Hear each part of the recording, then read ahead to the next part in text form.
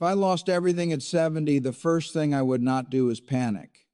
Not because panic wouldn't feel natural, but because at that stage of life, panic is expensive. It clouds judgment, accelerates mistakes, and quietly convinces you that urgency is the same as action. It isn't. Urgency narrows thinking. Clarity expands it. At 70, money no longer represents possibility in the way it once did. It represents security, dignity, and independence. It represents the ability to choose rather than react. Losing everything at that age would not just be a financial shock, it would be a psychological one. And psychology, more than spreadsheets or strategies, would determine whether rebuilding is possible. The first lesson I would remind myself of is simple but uncomfortable. Wealth is not rebuilt by doing something dramatic. It is rebuilt by doing the right things consistently, even when time feels scarce. When people imagine rebuilding at 70, they picture urgency, risk, and aggressive moves. That instinct is understandable. It is also usually wrong. Time does matter, but behavior matters more. The biggest mistake people make when starting over late in life is believing they must compress decades of growth into a few years. That belief leads directly to fragile strategies, high leverage, concentrated bets, overconfidence disguised as courage. These approaches do not compensate for lost time. They magnify risk precisely when recovery is least forgiving. If I lost everything at 70, I would begin not with markets, but with mindset. I would remind myself that rebuilding wealth is not about returning to a peak. It is about restoring stability. The goal would not be to win. It would be to endure, to create a system that is resilient enough to function even if outcomes fall short of expectations. At that age, survival beats optimization. The first concrete step would be brutal honesty. I would take inventory not just of finances, but of reality, income sources, health, energy levels, skills, expenses, support systems. Rebuilding cannot be based on who you used to be. It must be based on who you are now. Many people sabotage themselves by anchoring to past success. I made this much before, I can do it again. That mindset creates pressure. Pressure encourages shortcuts. Shortcuts usually end badly. I would let go of past identity quickly. Pride is expensive when resources are limited. Next, I would focus immediately on controlling expenses. Not dramatically, not painfully, but deliberately. When income potential is limited by age or health, the fastest way to improve financial stability is not higher returns. It is lower burn. Reducing expenses increases margin for error, and margin for error is everything when rebuilding late. This does not mean deprivation, it means alignment. I would strip spending down to what actually improves daily life and remove what quietly drains it. Many expenses persist not because they are necessary, but because they have never been questioned. Rebuilding forces those questions. Answering them honestly is freeing. Only after stabilizing expenses would I turn to income. At 70, rebuilding wealth is less about chasing high-paying opportunities and more about reliable, repeatable income streams. The goal would be consistency, not scale. I would not try to compete with younger people on speed, hustle, or intensity. That game is exhausting and unnecessary. Instead, I would lean into what age provides that youth cannot: experience, judgment, and patience. Consulting, mentoring, advisory roles, part-time professional services, or even simple contract work would all be viable options. The key would not be passion or excitement, it would be predictability. Income that arrives steadily, even if modest, restores confidence. Confidence restores discipline. Discipline restores progress. I would avoid any income source that promises fast growth but requires constant attention. Attention is a finite resource, especially later in life. A plan that demands vigilance is fragile. A plan that works quietly in the background is resilient. Once income and expenses are stabilized, investing would come last, not first. This ordering matters.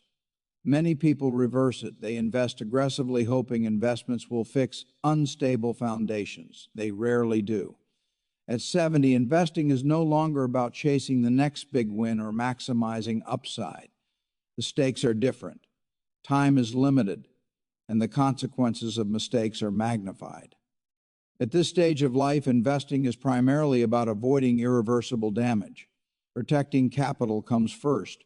Growth is secondary. It is tempting to dream of dramatic rebounds or outsized returns, but those ambitions carry risks that are far more dangerous than they appear. A single large loss can undo decades of careful planning, while missing out on a small gain rarely has a lasting effect. The wisdom of this stage is clear. Survival of capital matters more than brilliance. If I lost everything at 70 and had to rebuild, my investment approach would be intentionally boring. It would not be flashy, exciting, or clever. It would be simple, methodical, and reliable. Broad diversification would form the foundation, spreading investments across multiple asset classes, geographies, and sectors to minimize concentration risk. Low-cost vehicles like index funds or exchange-traded funds would dominate the portfolio, keeping fees and friction minimal. Complexity would be avoided. Every layer of sophistication introduces the risk of error, and at 70%, mistakes are far more consequential. The goal would be steady participation in productive assets, not clever positioning or market timing. It is far more important to be consistently involved in the market than to attempt to outsmart it. I would not chase individual stocks. This is not because picking stocks is inherently bad. Many investors have succeeded at it, but because stock picking demands judgment under uncertainty. Uncertainty is manageable when time is abundant. Younger investors can afford to recover from errors, learn from missteps, and take calculated risks. But when time is limited, uncertainty becomes dangerous. At 70, one poor decision can have permanent consequences. The focus must shift from trying to outperform to avoiding mistakes that cannot be corrected. Accepting market returns rather than resenting them becomes a core principle. A reasonable return earned consistently over years is far more powerful than a brilliant idea executed poorly.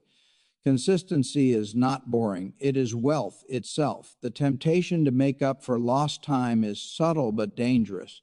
It can whisper that caution is no longer affordable, that aggressive moves are necessary to achieve meaningful gains.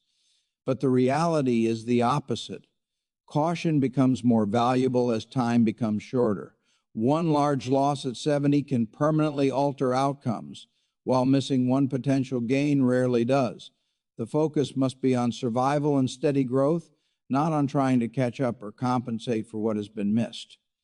Patience and discipline are more powerful than urgency or desperation. Structure is key at this stage. Investments should be designed to require as few decisions as possible. Automatic contributions and frequent portfolio reviews and clear rules for rebalancing reduce the mental load. Every decision avoided is a mistake avoided. Cognitive energy becomes precious as we age, and protecting it is part of protecting our wealth. The simpler the system, the more resilient it becomes. Complexity may promise higher returns, but it also brings higher risk, confusion, and the potential for costly errors. The goal is clarity, predictability, and peace of mind. Psychological resilience is just as important as financial structure. At 70, confidence in your plan comes from its reliability, not from chasing excitement. It comes from knowing that even if the markets wobble or unforeseen events occur, your approach is designed to withstand shocks. The combination of capital protection, broad diversification, low-cost investments, and disciplined execution creates a foundation that is hard to shake. Small, consistent steps build durable results, while chasing outsized returns risks everything built up to that point. Finally, I would remind myself that investing at this age is as much about mindset as mechanics. It is about humility, patience, and discipline. Avoiding mistakes, preserving capital, and participating consistently in productive assets are the pillars of long-term success. Ambition must be tempered with prudence, and desire for growth must be balanced with the reality of risk. Protecting what is left is the true measure of success at 70. Every decision, every allocation, every rule should serve that purpose. In the end, investing at 70 is intentionally boring for a reason. It prioritizes survival over spectacle, consistency over brilliance, and prudence over temptation. The rewards of this approach are not flashy, but they are enduring. They provide security, peace of mind, and the knowledge that the wealth you have rebuilt is resilient, reliable, and sufficient to sustain your life without fear of catastrophic loss. That is the true power of investing with wisdom, experience, and patience. I would also prioritize liquidity. Not all assets should be locked away. Flexibility has value. Unexpected expenses, health needs, or life changes should not force poor financial decisions. Liquidity provides options. Options provide peace of mind. Emotionally, rebuilding would require reframing success. Success would no longer be measured by account balances or relative performance. It would be measured by stability, by sleeping well, by not fearing the next market headline. Many people underestimate how damaging financial anxiety is. It erodes decision-making slowly.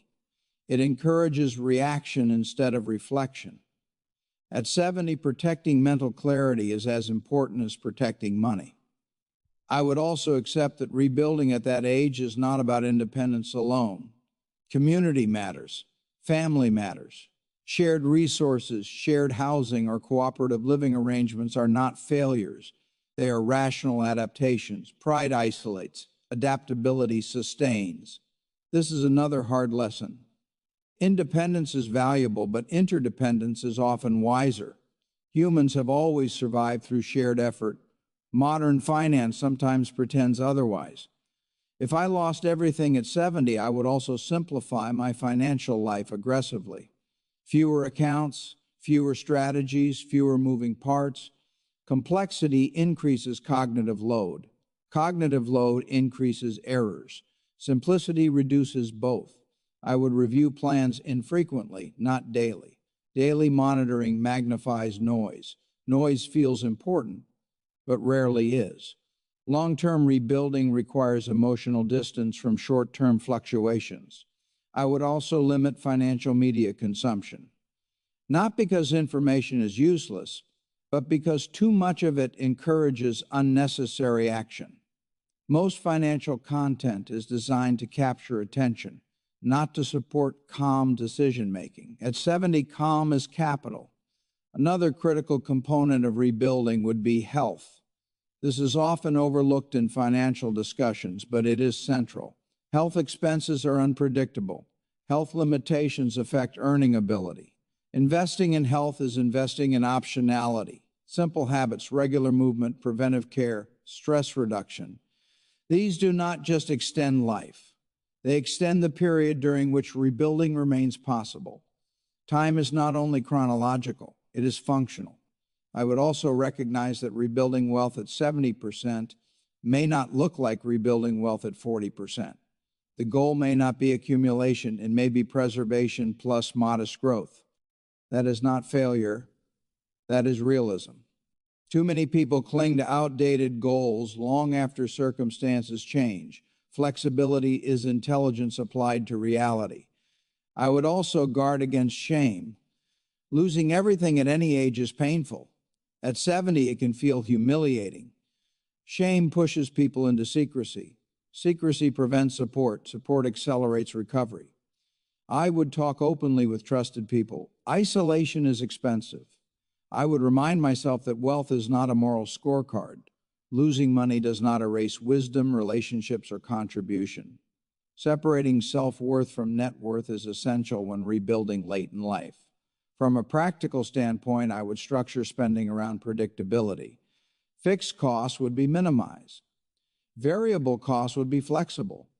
This allows adjustment without crisis. Rigidity breaks under pressure. Flexibility bends and survives.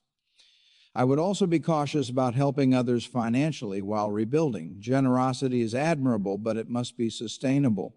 You cannot rebuild on a foundation of guilt or obligation. Boundaries are not selfish, they are protective. If I lost everything at 70, patience would become my most valuable asset. Not passive patience, but disciplined patience. The kind that shows up consistently, follows rules, and resists emotional interference. I would accept that progress will be slower than I want. That acceptance prevents frustration. Frustration leads to risk. Risk leads to setbacks. Slower progress sustained beats faster progress interrupted. I would start by telling myself to stop comparing my journey to anyone else's. Comparison distorts judgment. It's natural to look at other people's successes and feel like you are behind, but those comparisons are rarely fair. There will always be stories of people who rebuilt faster, who seem to bounce back better, who appear to have achieved more than you, but those stories are incomplete. They don't account for luck, timing, or the invisible support systems that made their success possible. They ignore the people who tried just as hard and failed, those who quietly disappeared from view. This is the trap of survivorship bias. We notice only the winners and assume their path is the standard.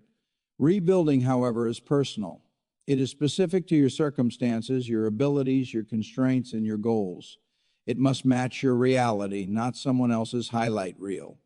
No two journeys are identical, and no story is complete. I would also plan for uncertainty.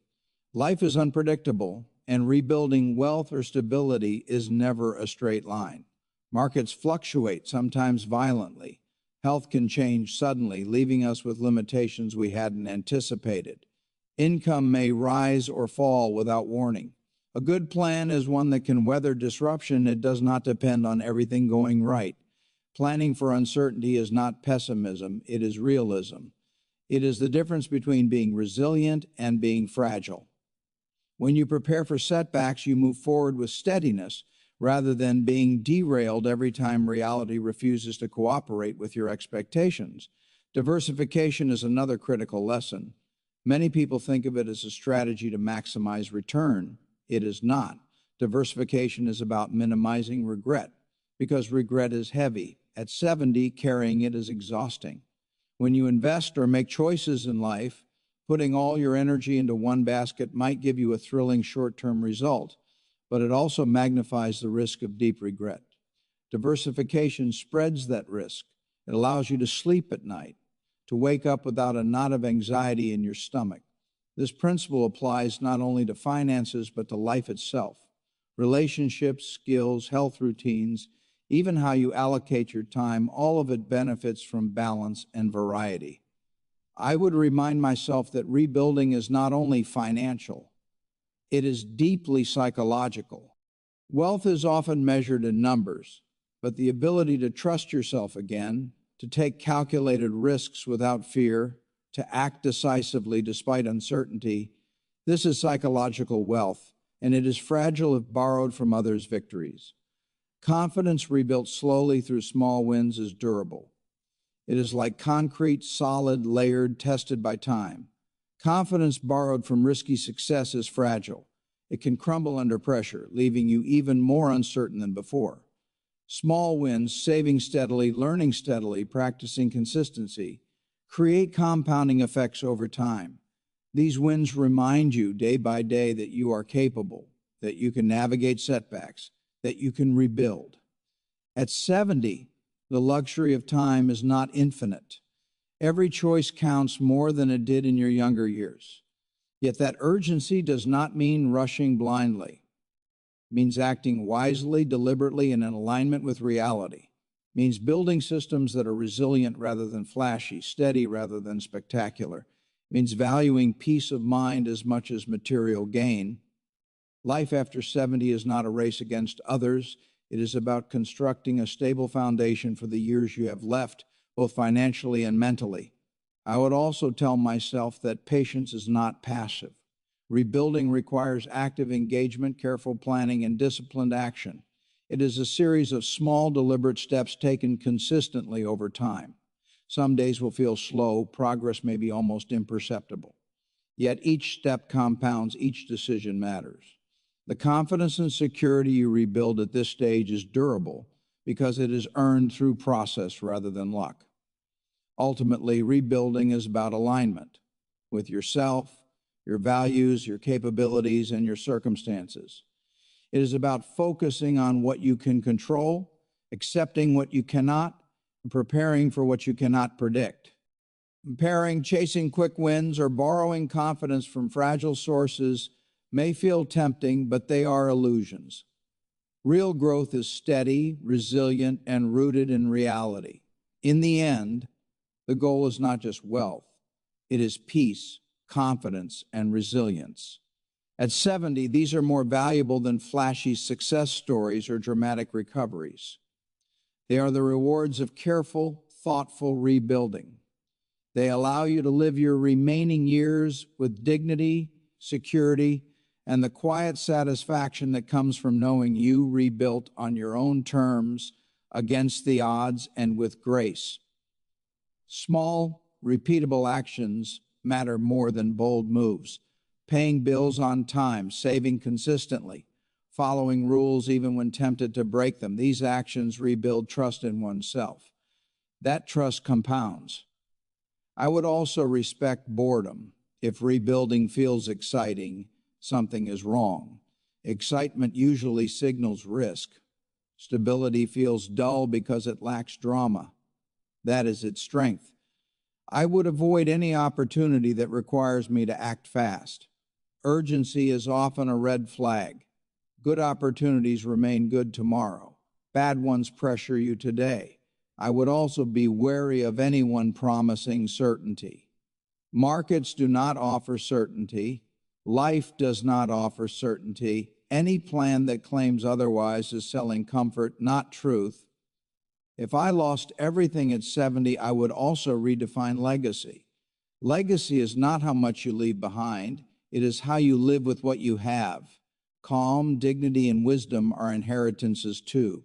If I had to rebuild from zero at 70, my first priority would not be finding the perfect decision. It would be building systems. Decisions depend on willpower, and willpower is unreliable. It fades under stress, fatigue, and uncertainty. Systems, on the other hand, continue to function even when motivation disappears. That is their quiet strength. I would automate as much as possible. Automatic savings, automatic investments, automatic bill payments. The fewer choices required on a daily basis, the more consistent behavior becomes over time. Consistency matters more than intensity, especially later in life. A simple system followed for years beats a brilliant plan abandoned after months. I would also schedule regular reflection, not frequent changes, not constant optimization, but calm, periodic check-ins. Reflection is not about chasing better ideas. It is about reaffirming the strategy already in place. It prevents drift. Drift is subtle. It happens slowly, without alarms, and by the time it becomes visible, the damage is often already done. During these reflections, I would ask simple questions. Is this decision aligned with stability? Does it reduce stress or add to it? Does it preserve flexibility and optionality? If the answer is no, then the decision likely does not belong in the plan. Complexity rarely improves outcomes. It mostly increases fragility. I would also accept trade-offs I may have resisted earlier in life: a smaller living space, fewer luxuries, more structure. These are not punishments, they are tools. Tools are neutral. Their value depends entirely on how they are used. When used intentionally, they create breathing room. Breathing room creates clarity. I would avoid nostalgia-driven decisions. This worked before is a dangerous sentence. Markets change, costs change, health changes, circumstances change. The past can inform, but it should not dictate. Experience is valuable, but only when it is adjusted to current reality. I would focus obsessively on what I can control. I cannot control market returns. I cannot control economic cycles. I cannot control inflation, interest rates, or investor sentiment. I can control my savings rate, my spending habits, my cost, my diversification, and most importantly, my behavior. Focusing on controllables reduces anxiety. Anxiety leads to rushed decisions. Rushed decisions destroy capital. I would resist the urge to prove anything. 70, there is nothing left to prove to anyone. Proving creates pressure. Pressure distorts judgment. Wealth built to impress others is fragile. Wealth built to support life is resilient. The quiet goal would be sustainability, a financial setup that does not require constant monitoring, constant effort, or constant stress. A system that can be maintained even on bad days. That, at that stage of life, is success. If everything was lost at 70, I would not try to rebuild youth. I would rebuild stability. Youth values growth, speed, and upside. Age values reliability, predictability, and durability. Neither is superior. They simply belong to different seasons. Confusing the seasons leads to disappointment. I would also accept that rebuilding is not linear. There will be setbacks, unexpected expenses, market declines, health-related costs. These are not failures. They are features of reality. Planning for setbacks does not eliminate them, but it reduces their power to destabilize everything else. Expectations would remain conservative. Conservative expectations protect mental capital. They allow room for pleasant surprises. Aggressive expectations guarantee disappointment. Disappointment breeds frustration. Frustration leads to poor behavior. The chain is predictable. I would remind myself that rebuilding wealth is not a race. There is no finish line to beat. There is only a life to support. Comparing progress to others is meaningless when circumstances are different. Comparison creates noise. Noise distracts from execution. Progress would be measured annually, not monthly. Short-term measurement amplifies randomness. Long-term measurement reveals trends. Trends are what matter. Patience is not passive, it is disciplined waiting. Finally, I would invest emotionally in areas outside money. Relationships, purpose, routine, health, these stabilize behavior. Stable behavior stabilizes finances. Money rarely fixes emotional instability. Emotional stability often improves money outcomes. At that stage of life, wealth would no longer be about maximization. It would be about alignment. Alignment between resources and needs, between effort and energy, between structure and peace of mind. That is not giving up. That is choosing sustainability over noise. If I lost everything at 70, rebuilding would begin with humility. Not the kind that feels like defeat, but the kind that brings clarity, accepting help where it is needed, admitting mistakes without excuses, adjusting expectations to match reality. Humility is often misunderstood as weakness, but it is the opposite. It is seeing the situation clearly without ego interfering. I would acknowledge where I went wrong, but I would not live there. Regret is expensive. It consumes mental and emotional energy that could be used to rebuild. Learning from mistakes matters. Punishing myself for them does not. Self-forgiveness would not be optional. It would be necessary.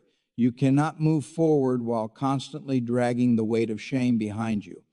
I would also remind myself that rebuilding later in life is not rare. It just happens quietly. Many people rebuild in their 60s and 70s without drama, without announcements, without social media applause. They downsize, they simplify, they stabilize, they rebuild slowly and deliberately. These stories do not make headlines, they do not sell books or courses, but they are real and they work. At that age, rebuilding would not be about speed, it would be about precision. Every decision would need to earn its place. Does this reduce risk? Does it reduce stress? Does it protect what still matters? If the answer is no, the decision would be avoided, even if it promised higher returns. The focus would shift away from what was lost and toward what remains. Time, though more limited, would be more valuable than ever. Health would be non-negotiable. Peace of mind would become a priority, not a luxury. Wealth rebuilt at the cost of constant anxiety is not real wealth. Stability without dignity feels hollow. I would accept that the goal is no longer expansion. It is preservation and endurance. A financial life that supports daily needs without constant worry. A structure that can survive setbacks without collapsing. At that stage, resilience matters more than growth. I would also accept limits honestly. I would not chase complexity.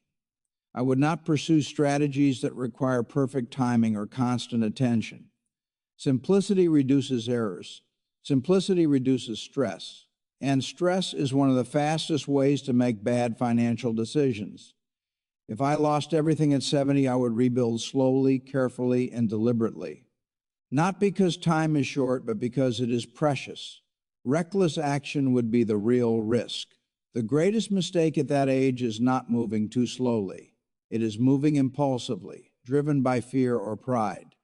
I would stop trying to impress anyone. There would be nothing left to prove. Impressing others creates pressure. Pressure distorts judgment. Quiet consistency would matter far more than visible success. The real objective would be endurance, the ability to maintain stability year after year, to absorb shocks without panic, to live within a structure that respects energy, health, and reality. Brilliance is overrated in the final chapters of life. Endurance is underrated. Endurance is what carries people safely forward when excitement fades and noise disappears. If this kind of calm, long-term thinking around money, stability, and life resonates with you, consider subscribing to the channel. We focus on clarity over hype, discipline over shortcuts, and building systems that actually last.